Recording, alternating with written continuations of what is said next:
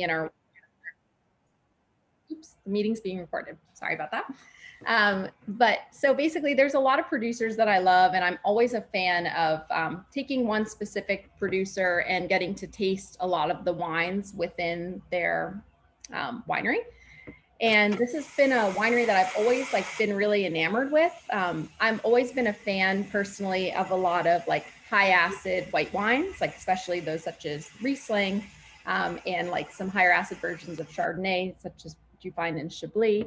But Chenin Blanc for me has always been a grape that I've been really enamored with just because of its complexity. And I've always found too, when I go out and do wine tasting events, that it's one of those wines that can actually really turn red wine drinkers into white wine drinkers just because of the complexity of it. But at the same time, it can also be simple and crisp and refreshing as well. So it just wears many different faces, and similar to Riesling, it can be a grape that can kind of create many different styles, as we'll talk about tonight.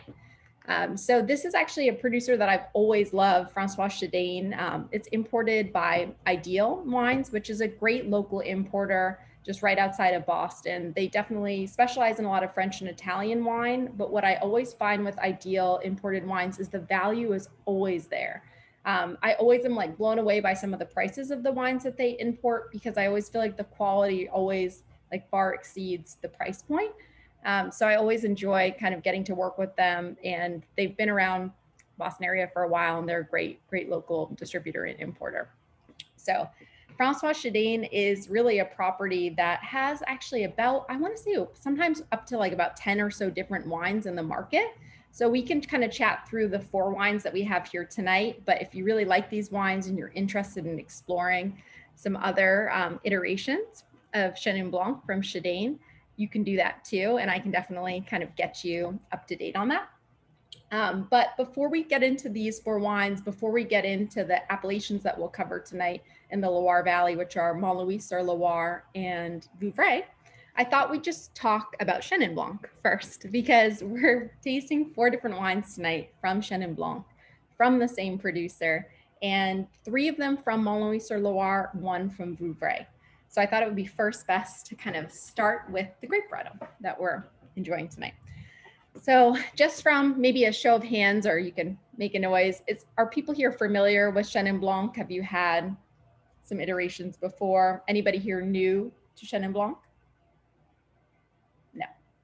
Yes, Dottie. Amazing. Awesome. Well, it is one of my favorite grape varietals in the world. I know Michael, who's on here as well, can also say the same thing. He's a big fan. But what I think I love about it so much is the ability for it to be a white grape that naturally has really high levels of acidity. So it can actually create wines that are really pleasant and refreshing for some of the more kind of entry-level styles, but also incredibly age-worthy as well. So they can really run the gamut in terms of price points and in terms of ageability, which is really cool. Once again, when we're thinking about white wines, ageability isn't always as much of a factor as some of the world's top red wines, but Chenin Blanc is one of the few grapes that can really go the distance. And actually, while it's indigenous to the Loire Valley and the central Loire, it actually is most widely planted right now in South Africa, where they refer to it typically as Steen. And I would say, just from my experience, and I have not been to South Africa, so maybe someone can disagree with me on this, and that is fine. I personally have always been such a bigger fan of some of the Chenin Blanc options from the Loire. Not that I think that there's amazing wines that come from South Africa from Chenin, but I just think sometimes you just can't compete with some of these Loire Valley Chenin Blancs. They're so beautiful. And while it's a much smaller appellation for growing in comparison to South Africa, it's definitely the most well-known. So in terms of finding where Chenin Blanc is going to be coming from in the Loire Valley, what I could actually do for you, I think, is I can share my screen. I actually have a map, just because I thought it would be helpful this time, because I didn't include one on the insert. Are you guys cool with me sharing my screen, seeing a little map action really quickly? Cool, we're gonna do that. All righty. Cool. Give me a thumbs up if you can see my screen right now. Sweet, awesome. I'm gonna present this. Give me 1 sec. All right, amazing. Oh, Oh, naturally, it didn't go to where I wanted it to. And that's always how this works out. Let's see. We'll go back. Awesome. Cool. So we're in the Loire. As you can see, we're going to be just a little bit to the southeast of Paris. And one of my favorite areas in the world for many different wines, we've kind of encountered some wines before from the Loire Valley in terms of Muscadet and some really great Cabernet Franc wines from Bourgogne. But definitely in terms of like the heart of Chenin Blanc production, you'll find the two appellations in the middle, Touraine and Anjou and Saumur, are going to be where Chenin Blanc really thrives.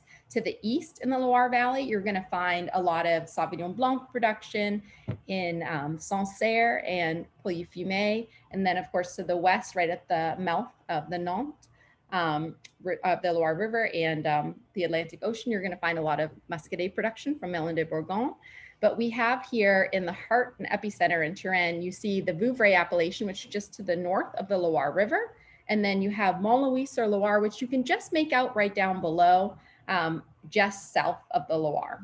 So very close to one another and actually pretty similar soils overall. In terms of like competing regions where Chenin Blanc really thrives, you're going to find that definitely in terms of some of the most prominent, I would say the Savinier, which is going to be in the Anjou and Saumur district. Let's see if we can find it up right up top here. Savinier just to the north of the Loire, just south of Angers. And then you'll also find a lot of really great still dry and sweeter style wines coming from Anjou and Saumur as well. You'll also find some of the best dessert wines coming from Chenin Blanc in Coteau de Léon, Bonnezeau, Quatre Charmes. So there's so many amazing options and definitely so much fun to explore. But I think one of the things that can make it a little bit more challenging, and I'm going to stop sharing my screen right now, is the fact that there's so many different levels of sweetness for some of these Chenin Blanc wines. And sometimes it's a little bit challenging to understand, how sweet or how dry the wine is that you're experiencing, because for certain moments you might want something bone dry, for certain moments you might want something with a little more residual sugar. So what I've been really obsessed with François Chidaine's labels is if we take a look at the front of the label and then flip it around to the back, he actually classifies his wines in 3 different levels of sweetness. So you have sec, which is going to be dry. Typically in terms of the amount of sugar per liter, you're going to get anywhere from 2 to 8 grams. But usually he'll keep it to around more closer to 2 to 5. Then you have tendre, which is basically indicating off dry. And the wines can sometimes have up to 25 grams of sugar per liter. And then you have Merlot, which is going to be your sweeter dessert style wines. So 3 different kind of main levels of sweetness there. And in terms of just like that compared to the overall appellations of Mont-Louis-sur-Loire and Vouvray, you might find that there might be some difference in terms of how they might label it. You might find some other producers that are going to go in terms of like sec, demi-sec, and then Merlot. So you might find some like differing levels of sweetness. And I still think that they haven't done a great job in terms of like defining that as a whole as an appellation for both Vouvray and Mont-Louis-sur-Loire. So definitely something that they're working on. So just something kind of important to know.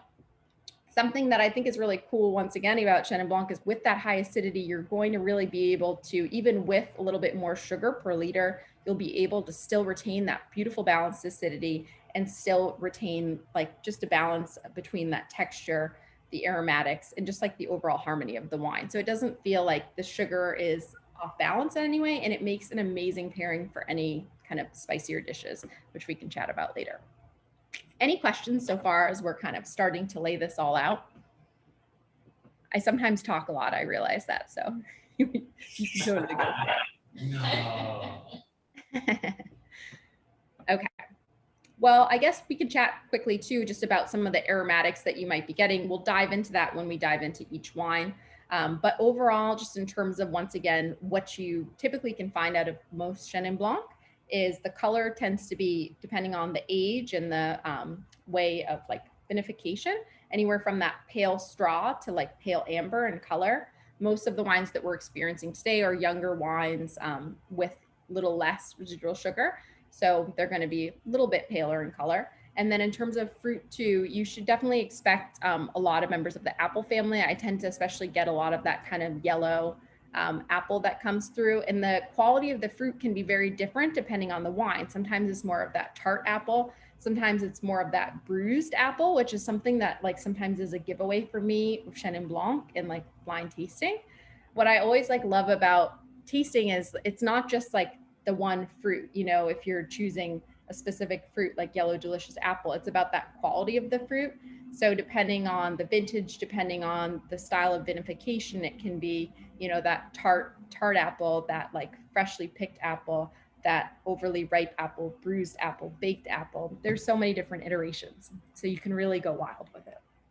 And I also find too, pear tends to be one of the like overall largest flavor profiles too that you tend to get out of a lot of Chenin Blanc. And then a lot of quince sometimes as well. And sometimes too in certain iterations, some more almost like tropical flavors such as melon, sometimes too a touch of that like pineapple and little kind of mandarin orange typically. And then for some of the like secondary flavor profiles too that you might get from especially the vinification, definitely ginger, honey, beeswax, sometimes straw, cheese rind, which can come from some of the more oxidative styles, and sometimes too even like a hint of like a little truffle. It can definitely get like savory, which I think is really cool. And it can sometimes really bridge the line between beautiful fresh fruit and then more savory undertones, especially as the wine ages. So good stuff. Any questions so far? Anybody feel like they want to taste some wine? Feel like we do. Cool. Well, before I get into that, I'm going to go into 3 different wines from Montlouis-sur-Loire. We're going to go in order. But before I get into that, I think what might be kind of helpful to note too is Montlouis-sur-Loire might be an appellation that people aren't as familiar with, and that is super normal, as there are only about 50 producers in Montlouis-sur-Loire, and there's only a handful of producers that even make it to the US market. François Chidaine is probably the most well-known. There's another producer too, if you're interested in exploring more wines from Montlouis-sur-Loire, called Jackie Blot. But the wines aren't even available in Massachusetts. I think they might be in New York, but they're very good as well. But a lot of the producers too are just small producers that you typically can find in like Parisian bistros, but really don't even make it outside of the US. It was actually an area too that used to fall within the Vouvray appellation, but when they created Montlouis-sur-Loire's official appellation within 1938, it was able to distinguish itself.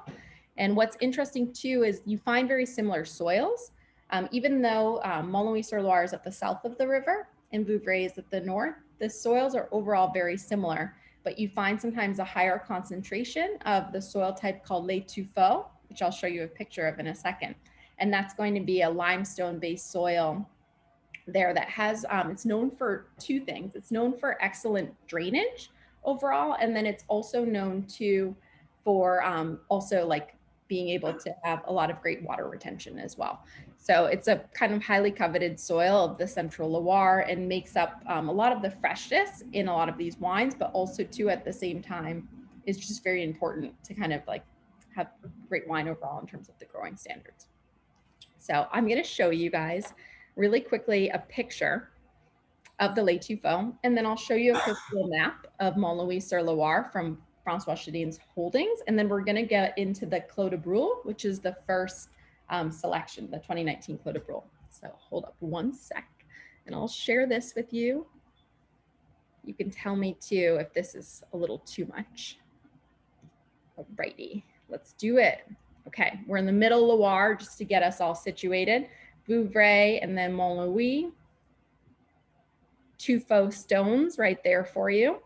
Very exciting, very fresh wines they produce. And then this is kind of a little hard to make out, but what I thought was really cool is actually François Chidaine has these cute little maps they make. So this is actually their Montlouis-sur-Loire vineyard holdings. So François Chidaine owns all of his own vineyards, along with his wife Manuela. He's a 2nd generation wine grower. And you can see here all the little plots. So we're going to explore tonight Clos de Brule, which you can see right here. And then we're going to explore Les Choisils next, which is actually a combination of about 3 different vineyards.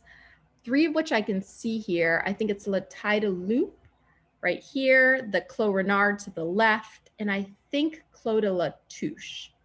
And then we'll do Clos Habert, and then we'll move you next to Vouvray. So that will be fun. So I'm going to stop the share and we'll get back into it. Cool. Okay, let's talk about it. So 2019 Clos de Brule. Let's taste together. So you're noticing too, I know, Michael, I agree with that. The maps are very gorgeous. We're going to taste together, but what I love about this wine and what I love about all the wines that we're tasting tonight is we're tasting all the wines from 2019 vintage, all different plots from François Chidaine. And what I love about his wines overall is they all have aging potential, but I think all of them also are great up front, which is a very rare thing to find. Personally, for a lot of wineries, it's sometimes hard to find something that's approachable in its youth, but at the same time has the ageability factor too. So you could get a case, you could drink some now, drink some in a year, drink some the next year, and it's all good, depending on like your wine preferences and what you're doing. For me, Clos de Brule is a perfect example of like a really dry, really high acid, perfect summer night wine that's unbelievable with food. This is coming from a 3.5 hectare vineyard that you just got to see that François Chidaine owns. And it's filled with clay and silex and chalk soils. And overall, even though he has vines up to 80 years old in the vineyard, the majority of the vines are about 40 years old. So we've talked about it before. Vineyard, like, you know, having old vines in the vineyard is a very positive thing, because once again, as the vines continue to age, you're going to find that there's less, you know, grapes that propagate on the vines, but those that stick around are usually of higher quality and concentration in terms of fruit. And they're usually, to be honest, some of the most like interesting and complex wines. A lot of times when producers are choosing to make a wine that doesn't have as much aging potential, depending on the varietal, they will choose to work with some younger vines, and sometimes they'll blend older and younger too, depending on the style of wine that they're trying to produce. But when you kind of take a look at this up front, this is definitely going to have that kind of lighter straw color to it, which is really classic. You stick our nose in the glass. There's tons of definitely that like primary fruit of like pear and apple. And for me, like the apple is definitely more of that like golden delicious, like green, a little Granny Smith green apple combination. And what I'm really struck with this wine when I'm tasting it is just the really bright, vivacious acidity here that's pretty racy, and just like incredible minerality and freshness from these Les Tuffeaux soils. Some even feel that Mont-Louis-sur-Loire has some better terroir for Chenin Blanc than Vouvray, though that's, you know, there's not as many producers down there, but they feel with that higher concentration of the Tuffeaux soils that it can just make some really outstanding wines, especially for some of the drier wines too. This for me is just like that quintessential summer coiffer, and something too that I would do with like a light salad, but I would also love to do this with shellfish. Like I think it craves something that's light, fresh, and easy, whether it's goat cheese, shellfish, something just beautiful and bright. The majority of these wines are all going to be kind of vinified and aged the same way. A lot of times he will be vinifying and aging and like used oak casks. So he does that to kind of balance out texture, but he'll sometimes kind of cross that with a little stainless steel aging as well. So you will get some texture in all of these wines, but once again, oak is not here by any means meant to, you know, add the secondary flavors and aromas. It's just here to add concentration. And I don't know about you guys, but it is intensely storming outside of my window. It's kind of fun. Any thoughts or feedback on this wine that for anybody that got to taste it?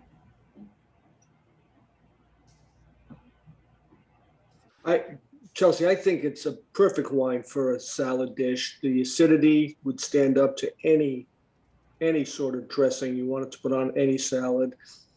The pairing notes you have is with your salad with goat cheese. I think it would. I'm going to try that this weekend with exactly that, because I may not get Asian pear, but I'll put something on there. Yeah, Uh, whatever you I feel. think the acidity just lends itself to food. And that's one of the things I look for in wine, something that I can enjoy with my meal. And this is, to have with the salad course, a glass of this, and then move on to something else with my entree might be the way to go. But this could stand up to anything with any bit of spice or anything like that. I think it's a delightful wine. I've had Chidaine many times. I like all their wines. I've had pretty much all of them at one point or another. Um, but I like this one especially. The dryness of this just jumps out at me, and I love it. I love it too. Do you have a favorite, Wayne, of all the Chidaine offerings?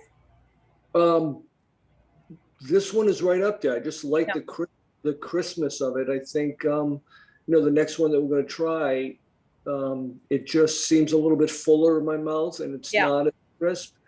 Um, I think the next one, the last time I had it was a while ago, but I think they leave it on the vines longer, It's and exactly it's right. the ripe fruit makes it a little bit fuller, I think. But for a meal, this is one of my favorites of all this portfolio. I love this one. I do too. I think it's just so interesting for me, and I don't know for everybody else too, just to see once again the different like faces or portraits of Chenin Blanc, depending on like the vinification style, depending on the producer, the subregion. It just is once again one of those varietals too that has like so many different styles, and there's something for everybody. And that's, I think, what makes it so special, because not every single grape has that ability. And once again, with this such high level of acidity, it really works as a preservative for the wine, letting it stand the test of time. So basically, almost every single François Chidaine wine can age for a minimum of 10 years. I mean, he does make a range of entry-level wines, from the neighboring larger appellation of Touraine. François Chidaine has like a rosé that he makes, a red blend that he does, or Rouge, which is, I think, Cabernet Franc, and like Cotte based, which is like the Malbec of France.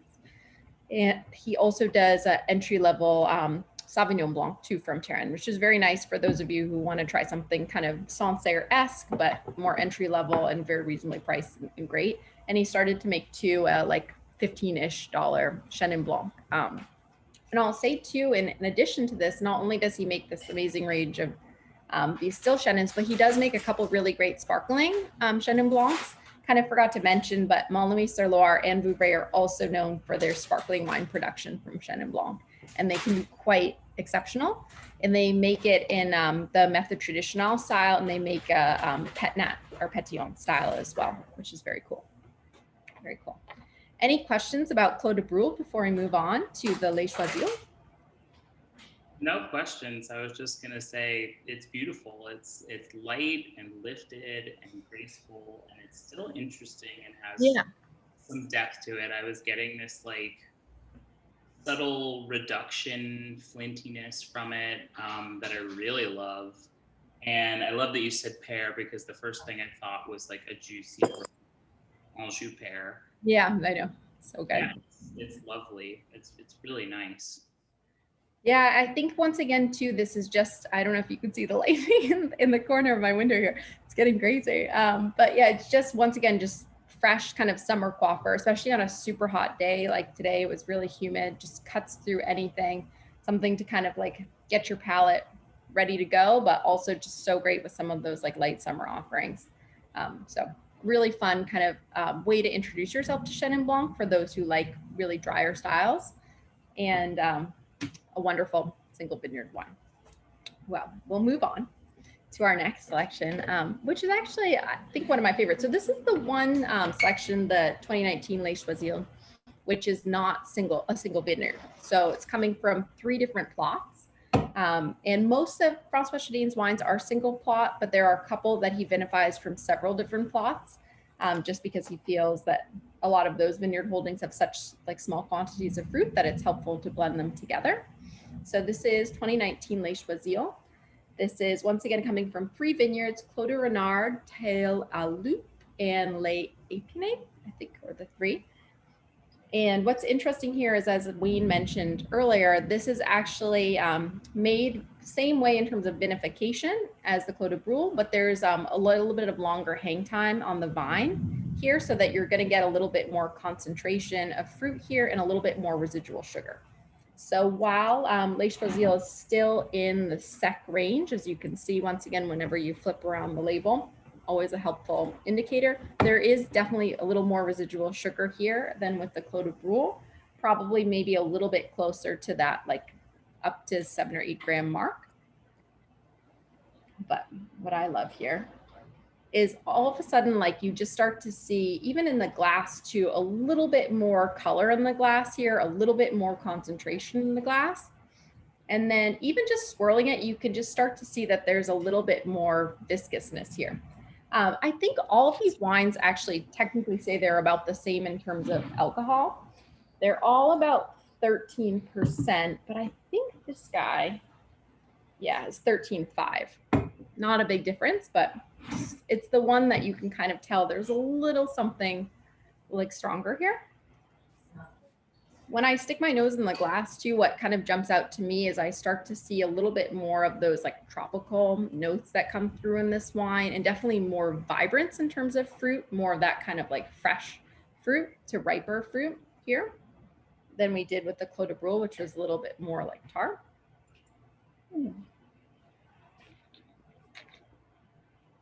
While the acidity here is just still so high and vibrant and mouthwatering, there's so much more enhanced texture here for me than there was with the Clos de Brule, which is once again going to come from the couple things. It's going to come from the fact that these grapes are left longer to hang on the vine, so you have a little bit more residual sugar and concentration here. And also too, this is a wine that's named after the specific type of black flint that is in the soil, which is called Les Choisils, hence the name. And if anybody's had Les Tuffeaux from François Chidaine, which is another Malloy-sur-Loire wine that he makes named after the famous soil, that is actually coming from the same vineyards. And it could be kind of cool if you wanted to do a little compare and contrast of the Les Choisils versus the Les Tuffeaux, because the Les Tuffeaux, the Les Choisils is picked at a little bit of an earlier pass than the Les Tuffeaux. So the Les Tuffeaux is even left a little longer on the vine, and I think that that might be tendre in style. I'll double check that.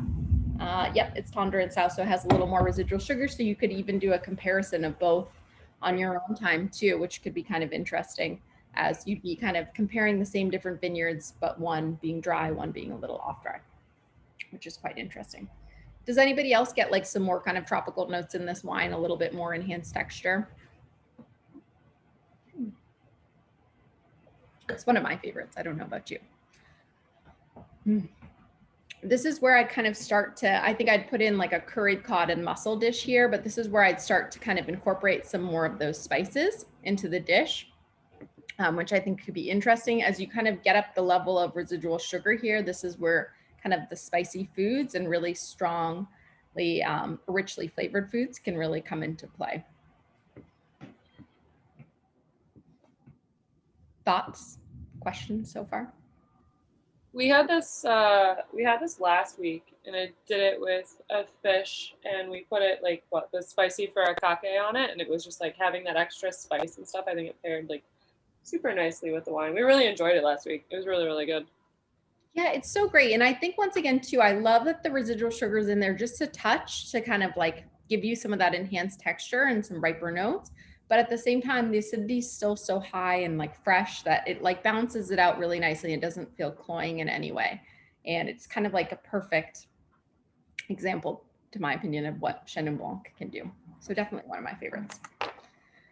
Any other thoughts on Les Choisils? I think the thing I like about Chenin Blanc the most is the combination of flavors you get are unique to Chenin Blanc. No matter, even the South African wines that I'm not a huge fan of, I much prefer the Loire Chenin Blancs, but the combination of the flavors between the pear and the apple and the quince and the, all the flavors you get, the combination is what impressed me most about this grape. And I think it lends itself to so many different things, whether it's dry, bone dry, or, you know, one of my favorite dessert wines is a Cate de Chambre. It doesn't get any sweeter than that. And it's, you know, no matter where on the spectrum you go, you still get those same flavors, and it's true to the grape. And I think it makes it an easy one to identify, I think. And I think it's a perfect combination. Other grapes have different, you know, you might get one flavor in one area and another flavor in another area. This one, no matter where it grows, you seem to get those same flavors, just in different potencies, depending on where they are, where they're grown. Yeah, no, that's interesting that you say that. I think it's just like, once again, so fascinating to be able to find like a grape that can do so many different things, and it can be stellar in so many different of its iterations.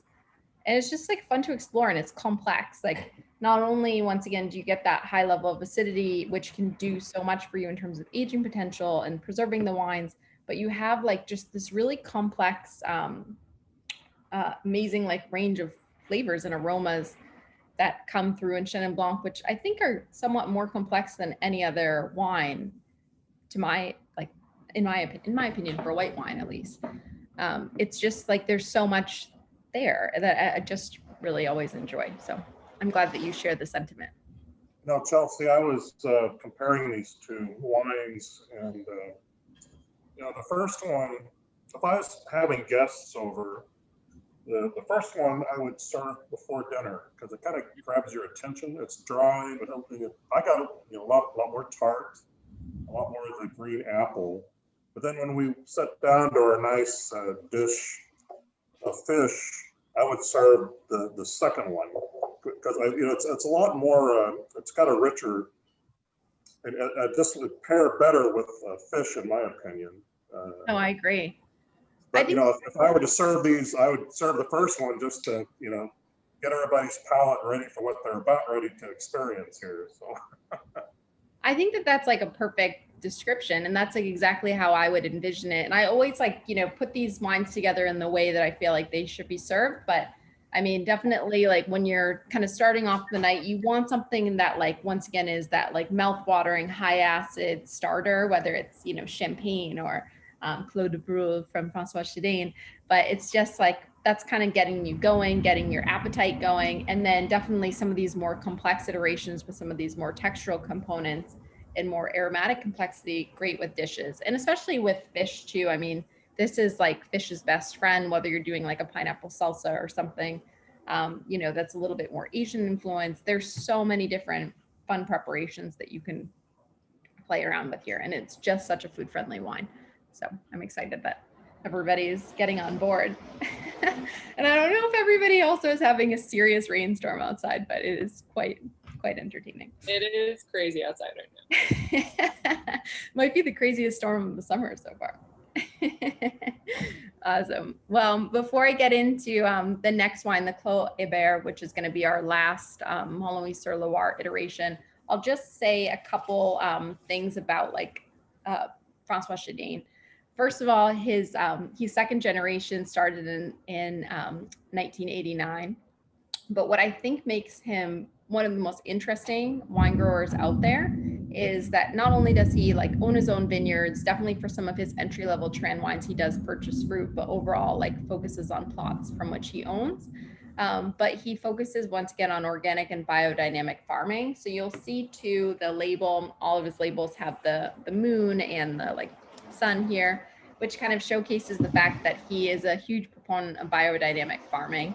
And he actually is a big proponent too of a like biodynamic principle that he's really pioneered in the Loire, which is a regenerative like agriculture technique that he uses, where a lot of other vignerons will actually like till their soils because they believe that that turnover is positive for regeneration, but he actually believes like quite the opposite. So he does not till any of his vineyards and kind of lets the cover crops do their thing, and has about over 25 different species of like microorganisms, flowers and such in his vineyards to encourage that like biodiversity, because he loves like his vines to be kind of thriving throughout nature. And that's how he feels that the wines best showcase, like their complexity and qualities. So I think it's really interesting, and he's been kind of a pioneer of this technique and has definitely, I think, impacted how some other farmers in the area are using their biodynamic principles. He's also too a big proponent too of like doing anything that he can do for CO2 sequestration. So it's just definitely cool to see, you know, producers who are not only trying to make like their environment the best possible place that it can be for the vines and for, you know, the communities, but trying to do, you know, what he can to like forward that movement and still make really exceptional wines throughout the process. So it can be done. You can have it all, I think, is the moral of the story. You just have to really work hard at it. But he's such an interesting guy. I haven't gotten to personally meet him, but I'm going to the Loire Valley next summer, and it's definitely going to be the top place on my list to visit. I'm so excited. And his wife, Manuela, actually owns a little wine shop too, right on the property, called, I think, Le Cave Insolite, which not only has their wines, but a lot of other small production wines from a lot of producers that they're excited about. So a cute couple, and just really nice to kind of find people who are making amazing wines, but also doing great things while doing it. So very good stuff. Any questions before we move on to Clos Aubert? We're gonna do it. Awesome. Cool. So 2019 Clos Aubert, another single vineyard parcel within Mont-Louis-sur-Loire, our last Mont-Louis-sur-Loire wine that we're focused on tonight. We are moving from sec as a classification to tendre, which is going to exemplify the off-dry style wines that François Chidaine produces. So in terms of sugar here, we're definitely looking at probably around 15 grams per liter, typically. I think tendre, and I have to like double check this because definitely it ranges in terms of a lot of opinions, can go up to about 20 grams per liter for the tendre style. And then it goes up from there for Merlot, which is going to be, of course, the dessert wine style wines. You will not only find some like wines that are grapes that are left longer to hang here, but you will start to find some grapes that are infected with botrytis, which is once again a fungus that attacks the grapes, lets them shrivel up, also known as noble rot, and can actually make some of the most famous dessert wines in the world, as Coteau de Leon or Sauterne, you know, some of the classics. But sometimes when you get just a touch of botrytis here, it just once again enhances your texture and can up, you know, your residual sugar content, but can also give you some really beautiful secondary flavors and aromas here of more of that honey and beeswax, which starts to come through in these wines, which is quite lovely. And not every place in the world is able to achieve botrytis. It's typically places that are, you know, closer to a water source where they have more of that humid climate where you can achieve it. But it's kind of a gross thing, but actually very similar in style to like the fungus that would attack like Stilton cheese. So, or athlete's foot, which is a much more disgusting example. Shouldn't have said that. So Clos Aubert. So we're getting to be older vines right here. There is this very small percentage, since they've kind of somewhat recently replanted the vineyards, of 25-year-old vines, but actually the majority of vines on this property are 60 to 80-year-old, which are some of his oldest vines. And this is actually thought to be one of his top properties that he actually produces wine from, and one of the most age-worthy wines that he makes. I would say also there is wine that he makes, I think also on the tendre spectrum. No, actually sec, the Les Bornais, which is another kind of the most classic and age-worthy wines that François Chidaine makes. We have Les Bornais if you want me to kind of explore it with you a little bit later. But Clos Aubert, one of my favorites. This is a wine that definitely starts to integrate in some of those honey, kind of candied citrus components, sometimes even to a touch of lychee, along with those like kind of more bruisey, appley, and pear characteristics. Ooh. And the texture is just going rampant here, but still the acidity is just so high and fresh. This is a wine, once again, it's a young wine. These are all 2019s, but this has the ability to age. This is one of the wines that he believes can go for anywhere from 15 to 20 years. though, you know, there are some wines that he chooses to age longer. So it's, once again, so cool, in my opinion, to be able to find, you know, a wine that you can buy for under $50 that can go for more than 10 years. And he has so many of them. Pretty amazing. Did anybody get to try this, and any thoughts or feedback?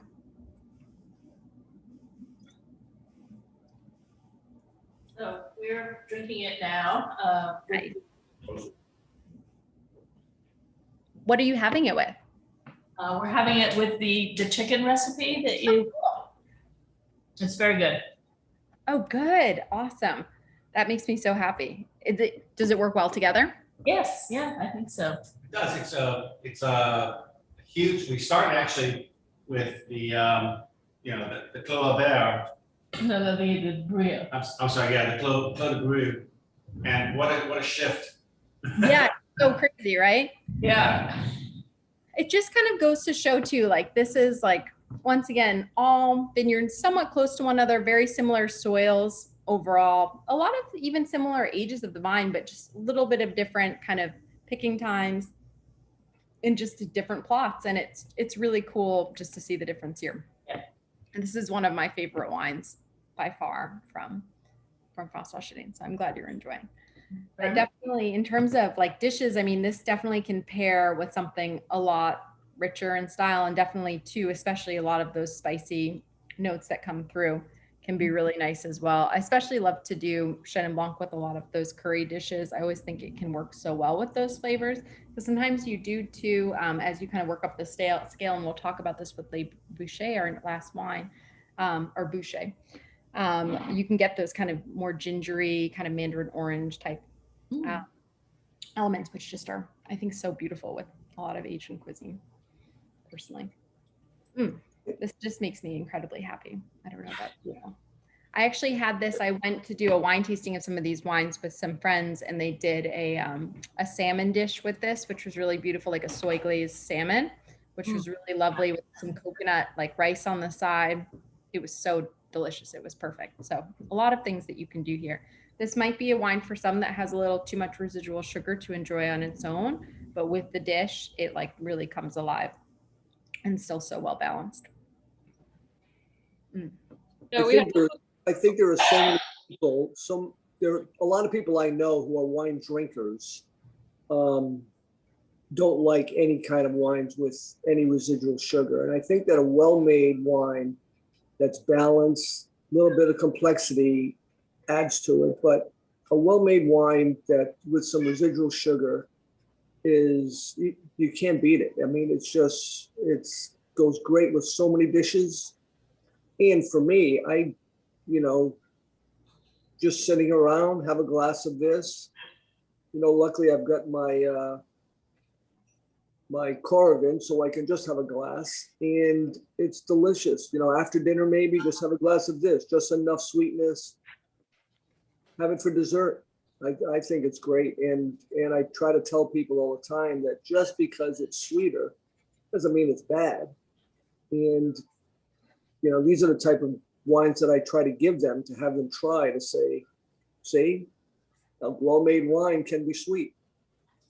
No, I agree. I think too, I wonder if it comes down to, like, I'm just thinking about my first wine experiences, and it was all with like, a lot of us start drinking wine with like sweeter wine. So I think a lot of us too think about it as like low quality. Sometimes too, like you associate it sometimes with like lower quality. So I think to like the Carlo Rossi that yes, I did drink Carlo Rossi at some point. It's hard to imagine now, but you just think to like sometimes low quality options. And I think people sometimes don't also know how to utilize wines with more residual sugar, in terms of like, you don't want to pour yourself like a tall glass of it. You have it in small quantities, you pair it with something, you like indulge in it in small quantities because it's such concentrated flavor. But I think it's just like, I love getting people into it, but it's sometimes like a little bit of a challenge. And I know it's not for everybody, and there's a time and a place for everything, right? But I think the amount of like labor and love that goes into some of these like sweeter style wines of the world, I mean, it's unbelievable. The amount of labor that goes into these tiny little bottles, sometimes it's beautiful. So special to share. Ask, Okay, are Tundra wines pretty similar to the German Auslese? Not necessarily in the sense that like Auslese is always meaning like it's a late harvest. So it's not always, I guess it is a little later harvest, but it's not sometimes as sweet because sometimes it can be a little bit closer to that 8 grams per liter, which is a little on the drier side.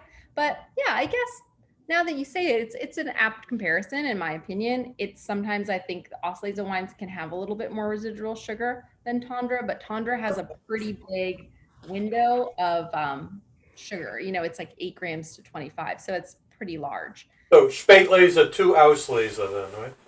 Yeah, I think that that's fair. I think that what's confusing about like Riesling, what's confusing about Chenin Blanc too, is the fact that there are different varying levels of sweetness.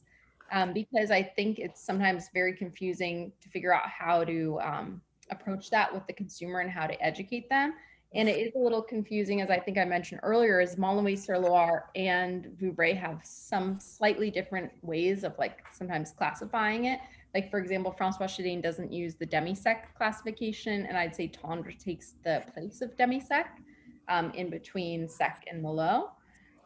So it's a little confusing still, I think, for people to really understand sometimes what they're getting themselves into. And you once again do have to flip over like the back of the bottle to know that there's any residual sugar in this wine. And you'd have to also understand French pretty well to know what those are. So it's still, I think, a little confusing, and there can always be some better ways of like educating the consumers on these things. But I'd say like I think Riesling, once again, and Chenin Blanc have a lot of parallels. I personally feel like, and I love Riesling, I think Chenin Blanc has more, like, both high acid white wines, but the complexity of flavor for me for Chenin Blanc is like, for me, just a little bit more like, wow. And that's a bold statement, I know. There's a lot of Riesling lovers here, and I'm one of them. But just for me, Chenin Blanc has always been one of my favorites personally.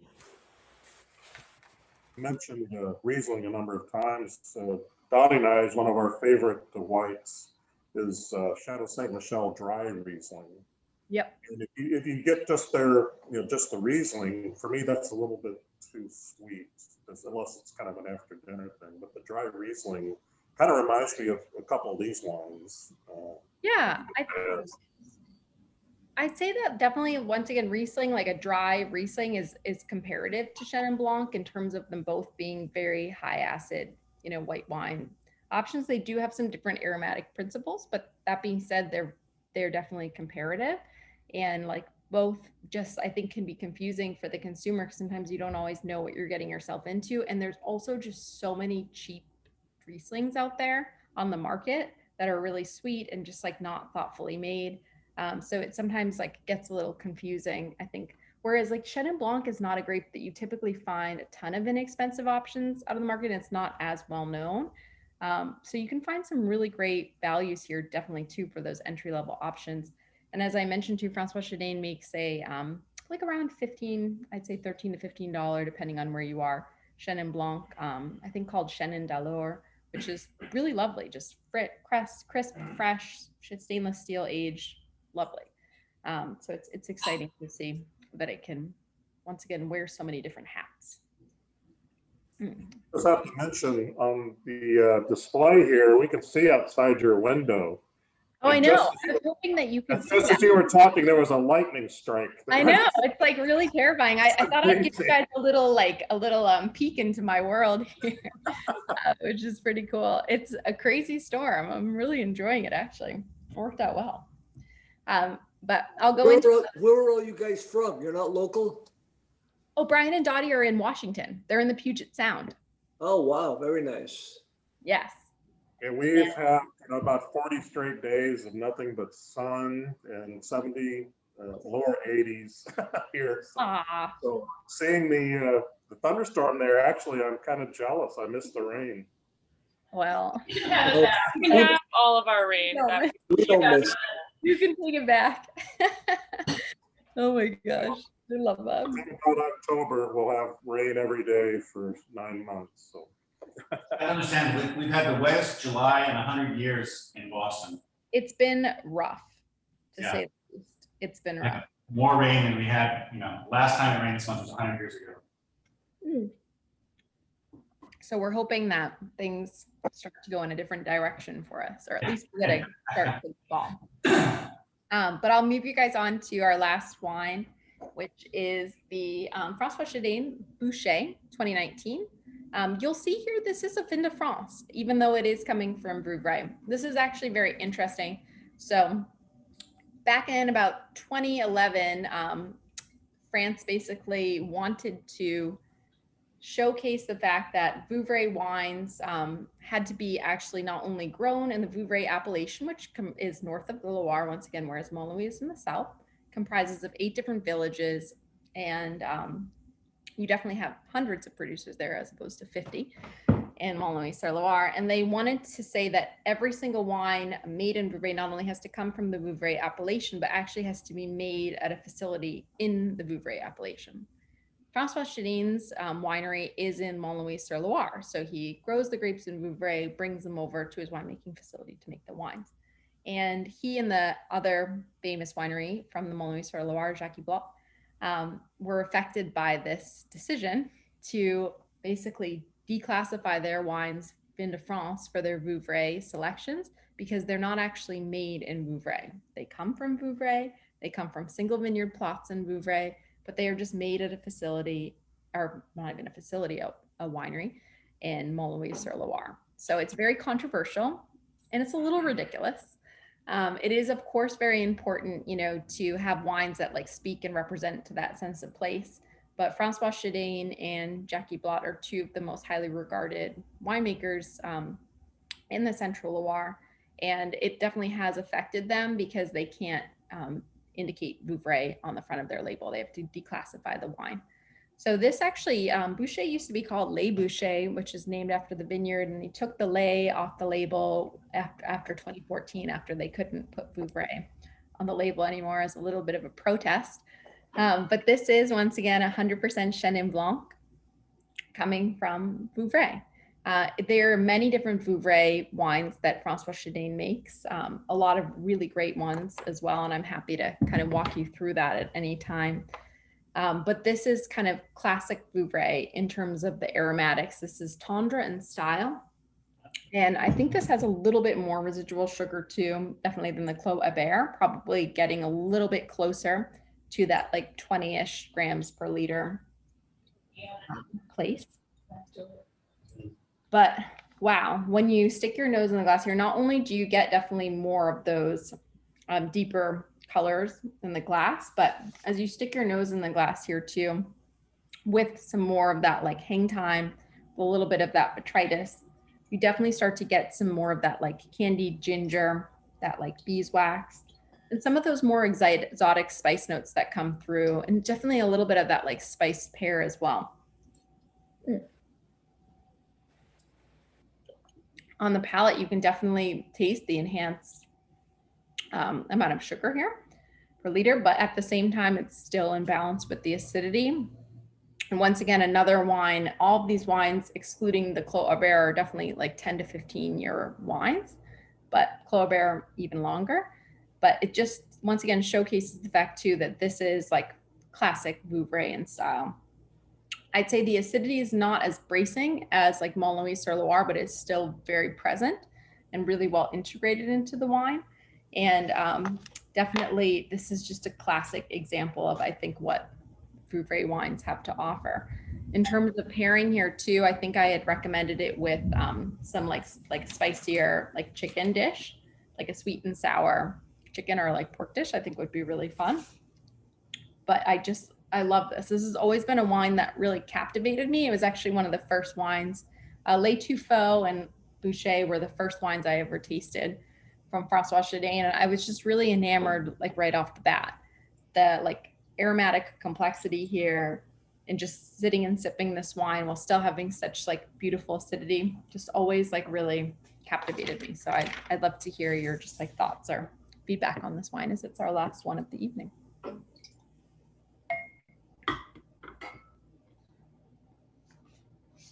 Chelsea, I'm always, whenever I've had this wine a few times, and I'm always, when I first look at it and I swirl it around and I look at the legs, I'm thinking, man, this has got to be 14.5% alcohol. And I'm always surprised when I taste it that it's so low. It's only around, I think, probably 13, probably the same as the others.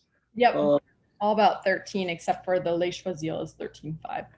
And I just get a kick out of, the whole experience of tasting a wine. It's not just drinking and looking at the legs, looking at the color, looking at the whole thing. I'm always pleasantly surprised, even though I know what it's going to be. I'm still surprised that the alcohol doesn't blow my socks off. I really enjoy this wine a lot. I like Vouvray. I think it's one of the better ones. I don't think it's up to the level of Ouai, but it's delicious. I mean, how do you not like this wine? I'll say too to that. So Domaine Huet is definitely the top producer of Vouvray wines and makes some of the best Vouvray wines. But the interesting thing is Boucher is actually a vineyard that's right next to Clos de Bourg, which is one of the top vineyards of Domaine Huet. I didn't know that. And actually, technically, Boucher used to comprise, Clos de Bourg used to be a part of Boucher. So in terms of prominence, you're there. And definitely the price point is a lot less. Yes. But definitely Domaine Huet makes phenomenal wines and they're unbelievable. And I'd say too, for those who want to explore, more Vouvray, definitely Domaine Huet is always a wonderful option, though it can get a little pricey, but definitely worth it. They also make some really wonderful sparkling wines too, which is always exciting to explore and not as expensive. And then I'm always a fan too of Catherine and Pierre Breton's wines. I don't know if anybody's gotten to taste them. They're, I think, a Kermit Lynch imported producer, but always pretty top notch and a little bit more reasonably priced. And they make a great sparkling Vouvray as well. And there's also a couple other producers too. I'm always happy to lead you guys on to if there are some people here who have been not as frequenting as I have been with Vouvray. But I hope that everybody got to kind of enjoy this experience tonight of tasting, through 4 different selections from this winery. It is a winery that is definitely near and dear to my heart and something that I love to drink all the time and showcase to people. And what's cool too is we actually carry at Gordon's a ton of different other single vineyards from them too, if you want to do some more comparisons or have some more questions in all of the different range of styles from Mont-Louis-sur-Loire. And we have a couple other Vouvray iterations as well. What's cool is there always are a lot of François Chidaine wines available in the market, and we tend to buy most of them or all of them. So it's definitely fun to explore. And I've always been enamored with this producer because the quality, I think, is just always so there, especially for the price. So I hope that everybody got to taste maybe a wine or two that they hadn't had before. And as always, it's just super fun getting to share wine with you all. And I always appreciate, summertime is a crazy time for all. So I appreciate you taking the time on this wonderful rainy night in Boston to get to explore some wine with me. Any questions before we kind of wrap things up? Or thoughts? I have a question. Please. That's a little bit of a tangent, but I read your little blurbs about these wines a couple days ago, and you were talking about the age of the rootstock. Yep. And my question, which this just came to me a short while ago, but I'm starting to investigate the type of rootstocks that these that they use. Obviously, they're not vinifera rootstocks. Does that affect the wine? So if I were to use an American rootstock, obviously that's what they use. American rootstock on my Chenin Blanc. If I use a Concord rootstock versus a whatever other American grape there is, would that affect the taste of the wine? Does that in effect become part of the terroir? Do you know? I don't think so, to my knowledge. I've never heard anybody speak towards it, and I feel like that would be something that would be talked about if it was. But I think it's a really interesting point that you brought up, and really actually something that I never really thought about, just because it is the rootstock and I didn't really think about it imparting, any flavors from that like original grape. And if it did, that would be a problem because a lot of those American grapes would not be. Right. Well, I'm not saying that the flavors of the grapes, but the way the roots bring in the nutrients and use the nutrients are probably different from grape to grape. And I was just something that came into my head, and I'm just starting to research it now. So I don't know. I didn't know if you knew anything about it to kind of steer me in the right direction. No, that's a great question. I mean, I don't know a whole lot about it. I would imagine though, after like, you know, the initial kind of like bringing in of the new rootstock, I would imagine after a while it kind of like becomes a part of the wine in a way, like it becomes a part of the vine, like it integrates itself. And I don't know how long that takes. I think that would be like a great winemaker question, to be honest, because I don't know how long it takes, you know, for this rootstock to take with the vine and kind of like become one in a sense. So it's a great question. And I don't know if there's a specific, you know, American rootstock they use more than others for a specific grape. I've never, to be honest, like really thought about it. So I think it's a really cool question. And to be honest, I'll do research myself and I'll update you. Okay, thanks. No worries. I wish I had a better answer, but I think it's a really cool question. So thank you. Awesome. Chelsea, it's Millie. I just want to say thank you. I usually steer clear of this varietal, but as you said, it's like a white for a red wine drinker. Like it was really nice and it was really interesting learning about the region and seeing the different types and like amounts of sugars as well. So thank you. This was a great monthly subscription. Awesome. Awesome, Millie. I'm so glad. And I know that you've indulged in probably some Riesling in the past. So it's kind of fun to explore Shannon a little bit more. And I didn't mean to earlier to speak negatively of. No, I never drank it because I always thought it was a little more on the sugary side, not really up my alley. But like even the first wine that we opened, I was like, oh, this is really nice. I'm intrigued. I've been working a little here in the background. So, but it was a lovely introduction. So thank you. Awesome. Well, I'm so glad. Yeah, it's definitely so fun to turn people on to Shannon. There's so much to explore there. So once again, if you have any thoughts on like other wines from François Chidaine that you want some recommendations of, or just like producers that you want to get into, I'm happy to help you explore. Thanks. No worries. Well, thank you guys. As usual, this is like always so much fun being with you all. I'll be in touch.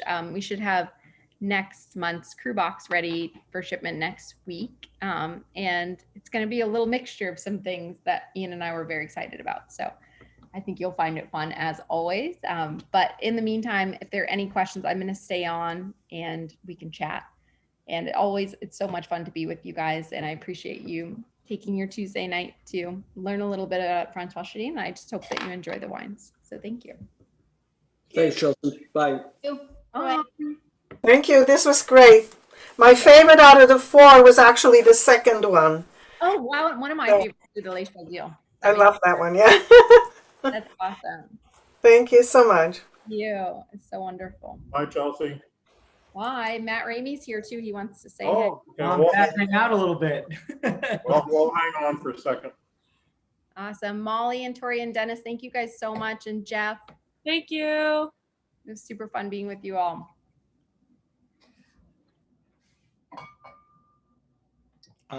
Chelsea has not had anything to eat for dinner yet, so she can go grab food at Chelsea if you want. I'll do that. Molly, are you still there? I don't know if Molly's there. I'm going to stop this recording just really quickly.